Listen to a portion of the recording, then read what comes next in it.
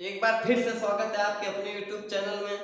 आज हम लोग जानेंगे कि भौतिक विज्ञान से रिलेटेड इन राशियों के बारे में। तो सबसे पहले हम जानेंगे कि भौतिक राशि किसे कहते हैं। ठीक, वे राशियां जिनका हम माप तौल कर सके और साथ ही साथ विज्ञान के नियमों में उनका वर्णन उन्हीं राशियों के पदों में व्यक्त कर सके, उन्हें हम क्या कहते हैं, भौतिक राशि। अब हम जानेंगे कि भौतिक राशि कितने प्रकार की होती है। तो भौतिक राशि मुख्यतः दो प्रकार की होती है, पहली अदिश राशि और दूसरा सदिश राशि।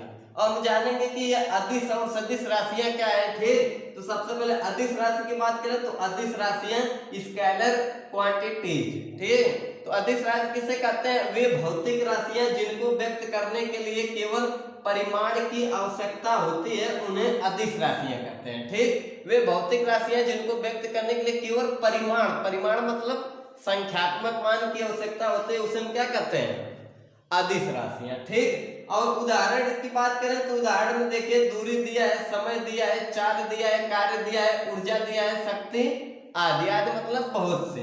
सबसे पहले हम जानेंगे कि अदिश राशि हम समझेंगे कैसे। ठीक, तो वे भौतिक राशियां जिन्हें व्यक्त करने के लिए केवल परिमाण की आवश्यकता होती है, उसे हम क्या कहते हैं, अदिश राशियां। परिमाण मतलब संख्यात्मक मान। जैसे एक उदाहरण की हम बात करें, दूरी। ठीक, यदि हम दूरी की बात करें, मान लीजिए दो शहरों के बीच की दूरी कितना है, 10 किलोमीटर। ठीक, मान लीजिए हम मान लेते हैं दो शहरों के बीच की दूरी 10 किलोमीटर है। इन दोनों शहरों के बीच क्या सिर्फ दूरी की बात की गई, संख्यात्मक मान की। तो इससे हमारा काम चल जा रहा है कि केवल कितनी दूरी है, 10 किलोमीटर। केवल परिमाण ज्ञात है, तो इस राशि को हम क्या कहेंगे, अदिश राशि।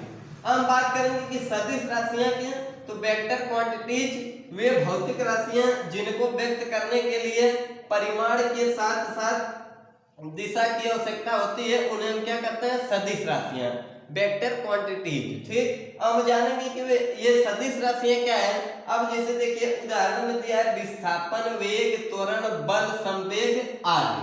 ठीक, अब जैसे हम सदिश राशियों में बात करें बल की, यदि यदि यदि बल की हम बात करें तो मान लीजिए कोई कार कीचड़ में फंस गई है। ठीक, अब हमें कार को निकालना है तो हमें बल भी लगाना पड़ेगा और किस दिशा में निकालना है यह भी देखना होगा। तो इसे हम इस राशि को हम क्या कहेंगे, सदिश राशियां। जैसे कीचड़ में कार फंस गई है तो उसे हम किस दिशा में ठेले निकल जाए, धक्का दें, बल भी लगेगा और दिशा भी। तो ऐसी राशि को हम क्या कहेंगे, सदिश राशियां। तो एक बार फिर से हम समझते हैं कि भौतिक राशियां दो प्रकार की होती हैं, अदिश राशि और सदिश राशि। अदिश राशि की बात करें तो वे भौतिक राशियां जिन्हें व्यक्त करने के लिए केवल परिमाण संख्यात्मक मान की आवश्यकता होती है, उसे हम क्या कहते हैं, अदिश राशियां, केवल संख्यात्मक मान। ठीक, यदि सदिश राशियों की बात करें वेक्टर क्वांटिटीज की, तो वे भौतिक राशियां जिन्हें व्यक्त करने के लिए देखिए परिमाण के साथ साथ दिशा की आवश्यकता होती है, उसे हम क्या कहते हैं, सदिश राशियां।